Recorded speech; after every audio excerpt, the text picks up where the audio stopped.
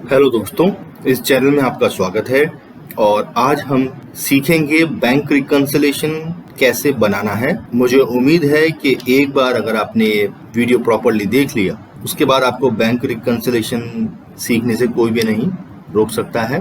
तो शुरुआत करेंगे हम फॉर्मेट से, और बिफोर स्टार्टिंग थोड़ा सा बेसिक चीज़ें आपको बता देता हूँ। सिंपल फंडामेंटल ये है कि अगर आप bank reconciliation statement as per passbook शुरू करते हैं, as per passbook bank statement शुरू करते हैं, तो एंड आपका balance as per cash book या overdraft as per cash book पे होगा।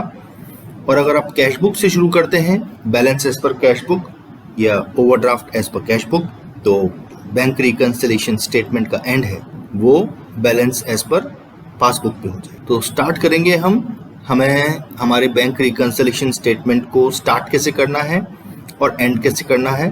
मेरी रिक्वेस्ट है कि आप इसको ढंग से देखिए, आपको ये मालूम चलेगा कि ये बहुत आसान है, बिल्कुल भी मुश्किल नहीं है। तो इंपॉर्टेंट चीजें शुरू करते हैं। बैंक बैलेंस पर balance as per cash book जब भी आप लिखेंगे तो वो हरदम प्लस कॉलम में लिखेंगे, और अगर overdraft as per cash book आएगा तो ये हरदम माइनस कॉलम में आएगा।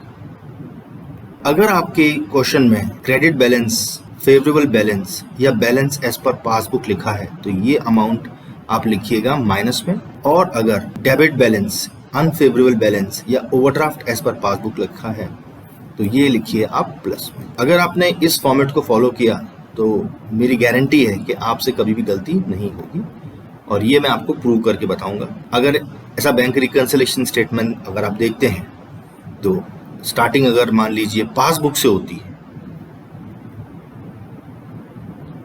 तो एंड जो होगा वो कैश बुक से होगा, इस तरह से। आइए क्वेश्चन कर लेते हैं। रेफरेंस के लिए ये फॉर्मेट हम अपने सामने रखेंगे जिससे कि इसका फायदा ले सकें। तो एक क्वेश्चन ले लेते हैं और इसकी स्टार्टिंग हो रही है ओवरड्रॉन यानी कि ओवरड्राफ्ट एज पर पासबुक से। तो फॉर्मेट हमारे पास सामने है और हम शुरू करते हैं ओवरड्राफ्ट एज पर पासबुक से। जी हाँ, अगर हम स्टार्ट कर रहे हैं ओवरड्राफ्ट एज पर पासबुक तो हमारा एंड होगा overdraft as per cash book या एज पर कैश बुक। तो जैसे कि हमने सीखा था, अगर ओवरड्राफ्ट एज पर पासबुक है तो हम अमाउंट लिख रहे हैं ये यहाँ, यानी कि प्लस कॉलम में। प्लस कॉलम में अमाउंट लिख लिया है हमने 2000 rupees. Second question, interest on overdraft. तो हमारे ओवरड्राफ्ट पे बैंक ने इंटरेस्ट चार्ज किया है। आई होप आपको याद होगा, लेकिन फिर भी मैं आपको पुराना स्लाइड दिखा देता हूँ जो हमने पिछली वीडियो में देखा था। तो इसके अंदर हम देखा था कि डायरेक्ट डेबिट या डायरेक्ट विड्रॉल अगर होता है तो हम उसको सब्ट्रैक्ट करते हैं और उसको हम माइनस वाले कॉलम में डालेंगे। तो यहाँ भी हमें ऐसे ही करना है। तो इंटरेस्ट जो बैंक ने हमसे चार्ज किया है डायरेक्ट, वो हमने लेस में डाल दिया है। Third, ₹200 insurance premium paid by bank not entered in cash book. तो ये भी कुछ पेमेंट है इंश्योरेंस प्रीमियम का जो बैंक ने डायरेक्टली पे कर लिया है और हमें इसको भी लेस करना होगा, तो इसको भी हमने लेस कर दिया है। Fourth, cheque drawn in last week of December but not cleared till date. तो ये 6500 का अमाउंट है जो हमने चेक इशू कर दिया था, हमने माइनस मान लिया है, मगर पार्टी जिसको पेमेंट किया था उसने क्लियरिंग में नहीं डाला है और ये माइनस नहीं हुआ है। तो इस अमाउंट को हमको लिखना है प्लस में।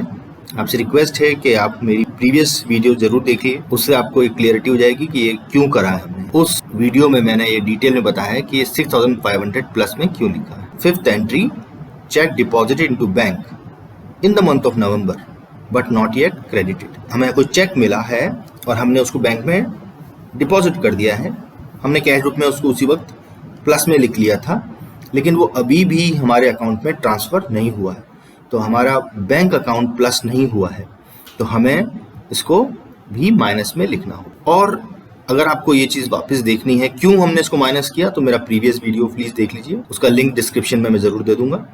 और लास्ट में ये जो एंट्री आ रही है ये है रॉन्गली डेबिटेड बाय बैंक। तो ये भी बैंक गलती करे या जो भी करे, हमें वही करना है जो बैंक ने किया है, जिससे कि हमें सही रीजन पता लग जाए कि ये क्यों हुआ।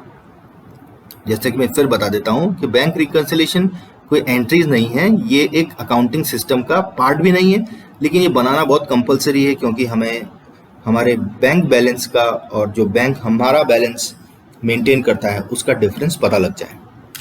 तो जैसा कि आप देख सकते हैं कि माइनस का जो टोटल है और प्लस का टोटल सेम नहीं आ रहा है, जैसा कि हमने स्टार्ट किया था पासबुक के साथ, तो हमारा एंड होना चाहिए कैश बुक के साथ। और ये देखते हैं कि ये बैलेंस ओवरड्राफ्ट होगा या balance as per cash book होगा। तो यहाँ हम देख सकते हैं कि प्लस कॉलम में 26,500 का टोटल आ रहा है। तो ये टोटल हम लिख लेते हैं, और क्योंकि ये टोटल सेम होना चाहिए तो दोनों साइड की टोटल हमने लिख ली है। और हम ये देख रहे हैं कि माइनस साइड का कॉलम छोटा है, तो माइनस साइड में अगर हम 17,800 लिख देंगे तो हमारे दोनों साइड की टोटल आ जाएगी। अब ये है माइनस में, 17,800 का जो अमाउंट है ये माइनस में आया है। तो माइनस में जब आता है तो आपको पता है हमें उसे overdraft as per cash book लिखना है। ये बात कंफर्म है। स्टार्टिंग हमने पासबुक से करी है तो क्लोजिंग हमारी कैश बुक से होगी। क्योंकि ये अमाउंट माइनस कॉलम में आया है तो ये आएगा ओवरड्राफ्ट, तो हम लिख लेंगे यहाँ overdraft as per cash book. जो मैंने अभी आपके सामने क्वेश्चन किया है ये स्टार्टिंग था पासबुक से और एंड हुआ है कैश बुक से। अब मैं आपको यही क्वेश्चन, सेम क्वेश्चन स्टार्ट करके दिखाऊंगा कैश बुक से। एंट्रीज ये वाली सारी सेम रहेंगी और आपका जो आंसर आएगा वो आ जाएगा बैलेंस या ओवरड्राफ्ट एज पर पासबुक। फिर से शुरू करते हैं। फॉर्मेट जो हमारा है वो लिख लेते हैं यहाँ, क्योंकि इसकी जरूरत पड़ेगी। क्वेश्चन वही का वही है, लेकिन थोड़ा सा चेंज मैंने कर दिया है।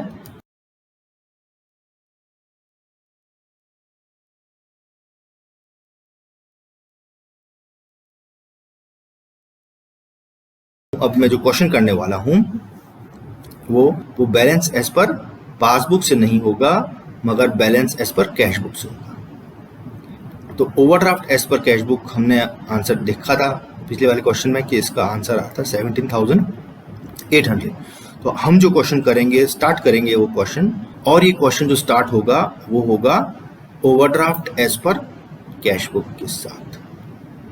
तो जी हाँ, overdraft as per cash book कहाँ आता है? माइनस में आता है, तो हम इसको लिख लेंगे माइनस में। बाकी सारी एंट्रीज आप देख लीजिए बिल्कुल ऐसी की ऐसी है, और हम ये देख रहे हैं कि इसके एंड में टोटल माइनस की टोटल आ रही है 26,500। और जैसे कि दोनों साइड सेम होने चाहिए, plus should be equal to minus, हमें यहाँ जरूरत पड़ेगी 20,000 की। जी हाँ, यहाँ। और हमने क्योंकि स्टार्टिंग कैश बुक से करी थी तो एंड जो है वो पासबुक से होगा, overdraft as per passbook. Amount आ गया हमारे पास 20,000। और आप देख सकते हैं कि इस बार भी आंसर सेम है। कॉन्सेप्ट ये कह रहा है कि चाहे आप स्टार्टिंग कैश बुक से करिए या पासबुक से करिए, आंसर सेम आता है।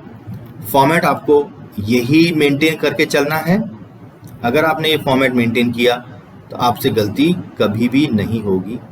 अंदर की जो चीज़ें हैं, जो ये एंट्रीज हैं, ये कभी भी चेंज करने की आपको ज़रूरत नहीं है। आपको बस एक बार सीखना है कि इसका ट्रीटमेंट क्या होता है। अगर आपने एक बार ये ट्रीटमेंट सीख लिया तो फिर आपसे गलती कभी भी नहीं होगी। दोस्तों, मुझे उम्मीद है कि आपको ये वीडियो पसंद आया होगा। प्लीज़ लाइक ज़रूर करिए, शेयर भी करिए इसको अपने दोस्तों के साथ, जिससे कि उनको भी इस बारे में पता लगे। बहुत कम लोग इस फॉर्मेट को जानते हैं। जनरली स्टूडेंट्स बैंक रिकंसिलिएशन कर रहे होते हैं तो वो बहुत सारी चीज़ें याद करते हैं, रटते हैं, मगर इसमें रटने लायक कुछ भी नहीं है। मैं वीडियो को यहाँ क्लोज करता हूँ, लेकिन आपसे रिक्वेस्ट है कि इस वीडियो को प्लीज़ शेयर कीजिए। अगर आप हमारे चैनल पर नए हैं तो उसको प्लीज़ लाइक कीजिए। हम धीरे धीरे 11th and 12th का कोर्स फेज बाय फेज इसी तरह से समझते हुए चलेंगे। Thank you and stay connected.